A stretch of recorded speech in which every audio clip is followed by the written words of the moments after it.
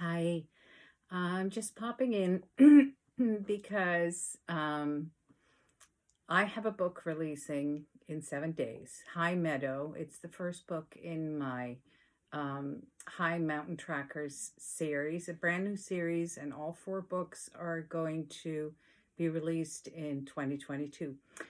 So my first book, the first one, is releasing in 7 days, in exactly a week, and I'm so excited to bring you Jonas and Alex. And I wanted to read you a a, a little excerpt from the book. Um, and forgive me if I stumble over my words. I'm not very good at this, but I'll give it a shot. And I'm doing it on video, so I can pull it if it's really bad. Anyway, this part is from Alexandra Hart's point of view. Oh, hell no.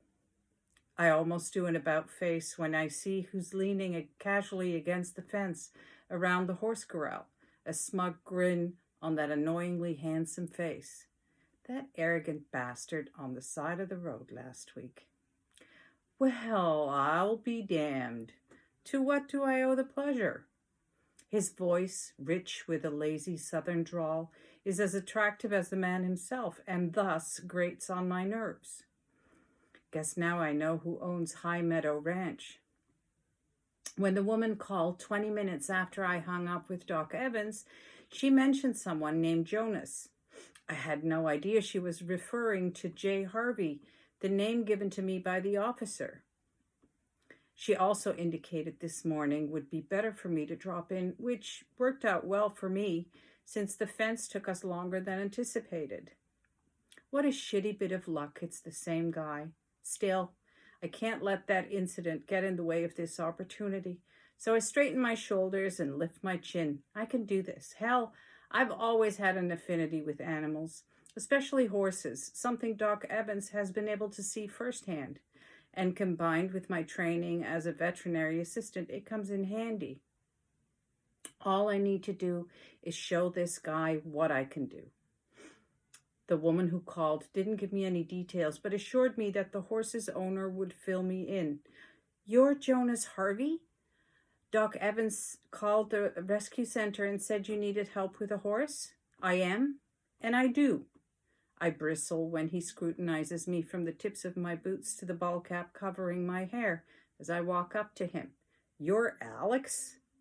The one and only. Well, shit, I thought.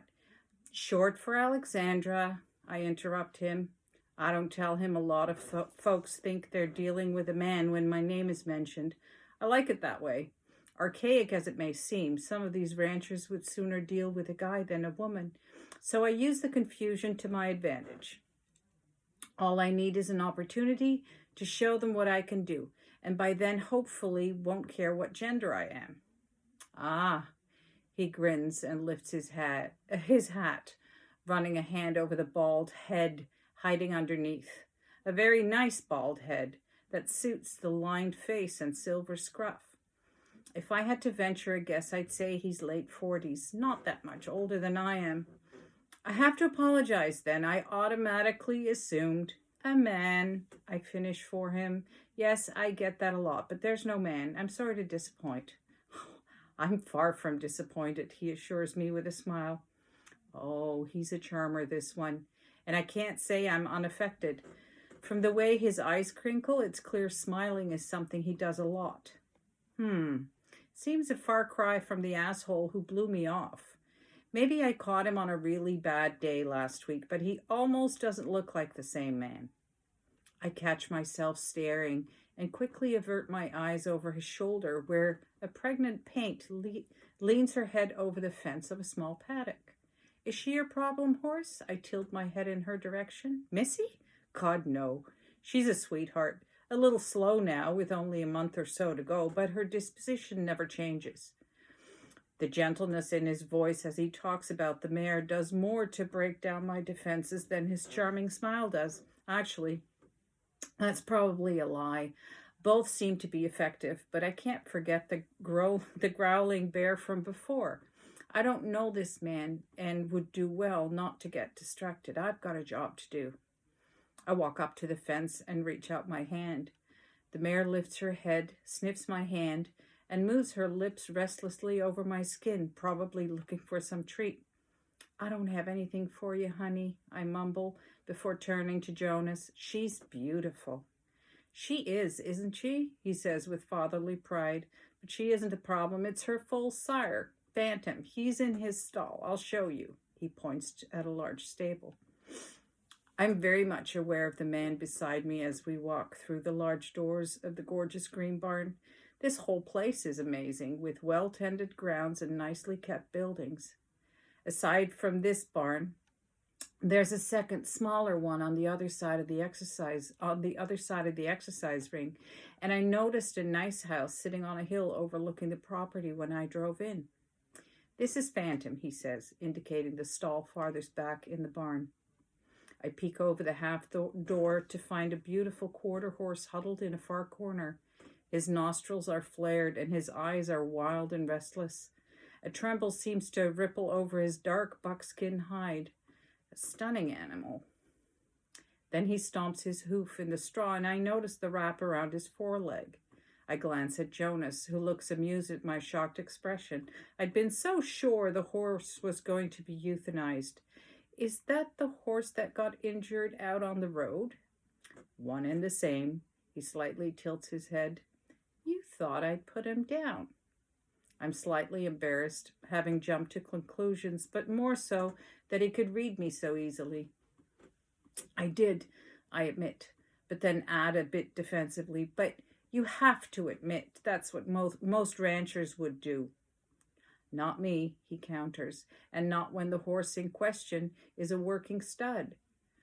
I glance back at the horse and can see the quality.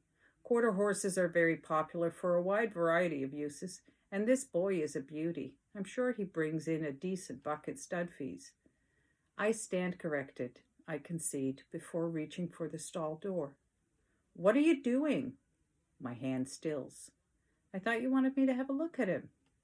Well, I do, but I don't want you to get hurt. As you can see, he's skittish, and that's a lot of horse for a little thing like you. There's nothing I can do to stop the automatic eye roll his remark invites, but I manage to keep the sharp words inside. Not like it's the first time I get a reaction like that, but it only makes me more determined to get close to the horse. Do you have a halter for him? I ask, trying for a casual tone. I'd like to get him outside in the ring. I can get him out for you, he offers. Sucking in air through my nose, I conjure up patience. Mr. Harvey, Jonas, please, he adds as an afterthought. I promise you I know what I'm doing. I've worked with animals who've been abused and beaten, who've every reason to distrust the human race for quite some years now, and with great success. If you want me to help Phantom here, you're going to have to trust me. His jaw is working while he appears to consider my words. Then he turns on his heel and marches into the tack room, only to return moments later with a halter, which he hands to me. Be careful, he mumbles. He doesn't play well with others, except for Missy out there. They have a special bond. Not exactly a vote of confidence, but I'll take it. So that was a little intro in the dynamic between Jonas and Alex. So they're not, their first impression of each other wasn't that great. Second impression is getting a little better, and from here it starts building. I'm very excited for you to read High Meadow, and again, it's going to be out next Monday, and I hope you all enjoy it. Have a great night.